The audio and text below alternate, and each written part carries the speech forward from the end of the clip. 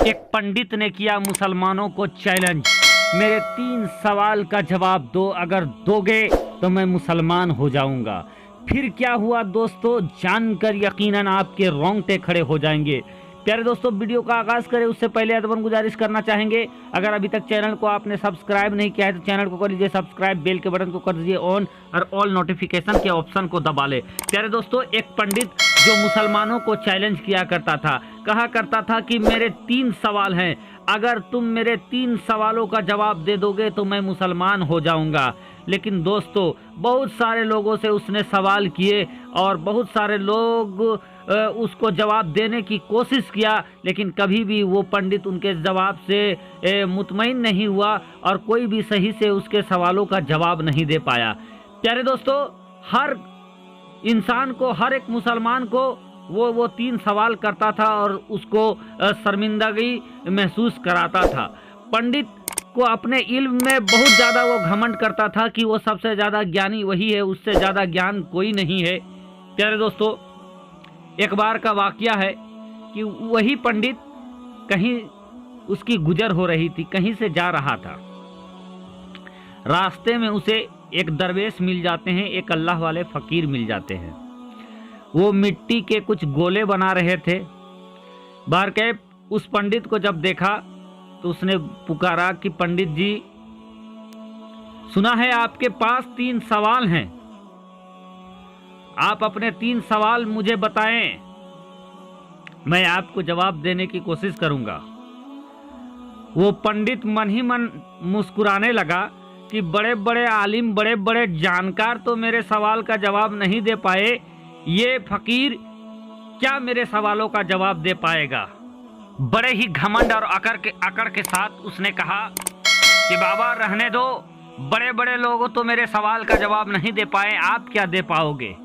इतना सुनना था कि वो फकीर बाबा, वो अल्लाह वाला बुजुर्ग कहते हैं कि आप कह के तो देखिए। बहरकैफ वो पंडित बड़े अकड़ और घमंड के साथ अपने 3 सवाल रखना शुरू कर देता है। पंडित का पहला सवाल था कि जब आप अल्लाह को देखे नहीं हो तो फिर आप अपने पहले कलमे में अल्लाह की गवाही कैसे देते हो। आपने तो अल्लाह को देखा नहीं है, फिर अल्लाह की गवाही कैसे देते हो। दूसरा सवाल पंडित का ये था कि जब हर एक काम अल्लाह की मर्जी से होता है तो कोई अगर गलत काम हो जाए तो उसमें बंदे का दोष कैसा, बंदे को दोषी कैसे ठहराया जा सकता है। तीसरा सवाल उस पंडित ने उस अल्लाह वाले बुजुर्ग से ऐसा किया कि जब शैतान आग से बना है और शैतान के बारे में हुक्म है कि उसके गुनाहों के लिए उसको जहन्नम के आग में जलाया जाएगा, तो जब शैतान खुद आग से बना है और उसको जहन्नम के आग में डाले जाएगा तो इससे शैतान को क्या नुकसान पहुंचेगी, शैतान को इससे क्या होगा। इस तमाम सवाल को सुनने के बाद वो फकीर बाबा कुछ देर खामोश हो जाते हैं, मन ही मन कुछ सोचते हैं और सोचने के बाद बगल में एक मिट्टी का ढेला लगा रहता है, उस मिट्टी के ढेला को उठाते हैं और उठाकर उस पंडित के सर पे मारते हैं। जैसे ही वो ढेला पंडित के सर पे पड़ना था कि लहू के कतरे वहां से निकलने लगते हैं। पंडित जी तिलमिला जाते हैं दर्द से, कहते हैं कि बाबा, अगर आपको मेरे सवाल का जवाब नहीं देना था तो नहीं देते, अगर आपको मेरे सवाल का जवाब नहीं आता था तो कोई बात नहीं, मैंने तो आपसे कोई ज़बरदस्ती नहीं कहा था, आपने पूछा तो मैंने बताया, तो फिर आपने मुझे मारा क्यों। और अब इस बात को मैं शहर काजी के पास ले जाऊंगा और वहां आपको जवाब देना पड़ेगा इस वाक़ये का, और वहां आपको बताना पड़ेगा कि आपने क्यों मुझे बेकसूर मुझे क्यों मारा।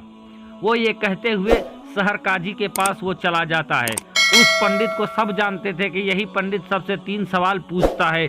उसने सारा वाकया बताया कि एक बुजुर्ग थे जिसने मुझे सवाल पूछे, मैंने सवाल बताया तो जवाब देने की बजाय उसने मेरे सर पे ये मिट्टी के ढेला से मारा और देखिए मेरा सर जख्मी हो गया है। शहर काजी फौरन उस अल्लाह वाले को बुलाते हैं। बुलाने के बाद उस अल्लाह वाले के पूछा जाता है कि आखिर आपने ऐसा क्यों किया। वो कहते हैं कि हुजूर, हमने तो कुछ नहीं किया है, बल्कि इनके जो 3 सवाल थे उनके जवाब मैंने दिया है। सारा लोग, सारा दरबारी हैरान हो जाते हैं कि 3 सवाल का जवाब कैसे दिया। वो पंडित भी बोलता है कि कैसे आपने मेरे 3 सवाल का जवाब दिया। वो अल्लाह वाला कहते हैं कि आपने कहा कि जब अल्लाह दिखता नहीं है तो आप अपने पहले कलमे में गवाही कैसे देते हो कि अल्लाह है। आप बताओ, जो आप कह रहे हो कि आपको तकलीफ हो रही है, दर्द हो रहा है, तो क्या आप हमें दर्द दिखा सकते हैं कि दर्द कहाँ है। वो पंडित कहता है कि अरे कैसी सवाल करते हो, मुझे दर्द हो रहा है, मैं दर्द महसूस कर रहा हूं और आपको बता रहा हूं।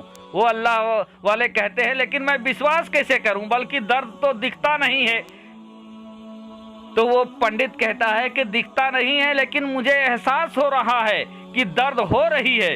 वो अल्लाह वाला कहता है कि सुनो, जिस तरीके से तुझे दर्द दिखता नहीं है लेकिन दर्द है, एहसास कह रहा है, तुम महसूस कर रहे हो दर्द को, उसी तरीके से अल्लाह दिखते नहीं है लेकिन उसके बावजूद अल्लाह है। और ये हम सब का अकीदा है। ये सुनना था कि उसके मुंह में ताले लग जाते हैं। वो कहता है कि अच्छा, मान लेते हैं कि मुझे अपना पहले सवाल का जवाब दे दिया, लेकिन दूसरा सवाल कहा कि तुम्हारा दूसरा सवाल क्या था। वो कहता है कि जब सब अल्लाह के मर्जी से होता है तो बंदे का दोष कैसा। तो ये बताओ, जब सब कुछ अल्लाह के मर्जी से हुआ तो तुम्हारे सर पे जो चोट लगा है वो मेरे ऊपर, मेरे मत्थे क्यों मढ़ा। जब सब अल्लाह के मर्जी से होता है तो तुम्हारे सर पे चोट भी लगा, तो तुम अल्लाह की मर्जी से वो चोट लगा, तो उसके लिए तुम दोषी मुझे क्यों ठहरा रहे हो। वो खामोश हो जाता है क्योंकि उसका वही कौल था कि जब सारा अल्लाह के मर्जी से होता है तो बंदे का दोष कैसा। तो मैंने भी तुझे मारा, अल्लाह की मर्जी से तुझे लगी, तो उसमें तुम मेरा दोष कैसा है। अब ये सुनकर वो पंडित फिर थरथरा जाता है, वो अपने ही सवाल में फंस जाता है।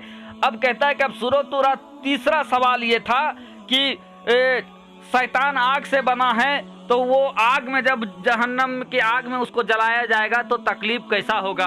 तो ये बताओ तुम किस चीज से बने हो। पंडित कहता है मिट्टी से। तो बोला कि तुम भी बने मिट्टी से, मैंने जो तुम्हारे सर पे मारा वो भी मिट्टी है, तो बता तुम मिट्टी से बने इंसान को जब मैंने मिट्टी से मारा तुझे तकलीफ हुई कि नहीं हुई। वो कहता है जी जी हुई। और दोस्तों उसका सर झुक जाता है, उसका घमंड चकनाचूर हो जाता है। वो कहता है कि मुझे तीनों सवाल के जवाब मिल गए हैं। अब उसके बाद दोस्तों उस पंडित का घमंड चकनाचूर हो गया था। उसने सबके सामने अपने गुनाहों से तौबा किया और फिर बाद में दोस्तों कलमा पढ़कर वो मुसलमान हो जाता है और वो एक सच्चा पक्का इंसान बन जाता है। उसके अंदर का घमंड चकनाचूर हो गया दोस्तों।